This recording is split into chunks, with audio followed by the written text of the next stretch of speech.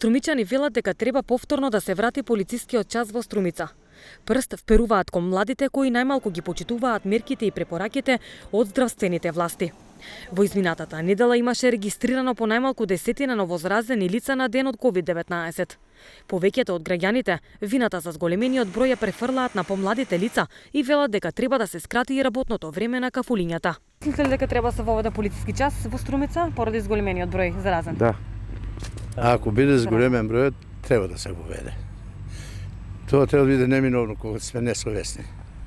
Ако се зголемува бројот, треба. Треба младите малку да им се скрати тие кафичите работното време и така. Вие што мислите? Исто.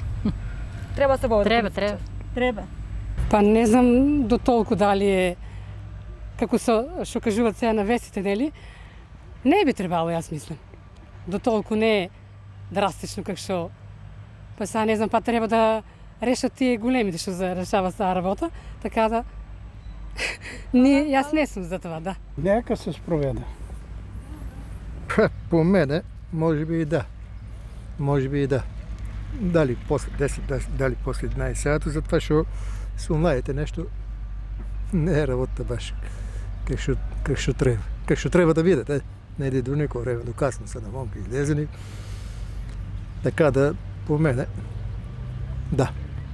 Струмичката болница ги пополни дневниот ковид центар и инфективното оделение и нема место за нови пациенти, а намален е и медицинскиот персонал бидејќи дел од нив е и позитивен на коронавирус.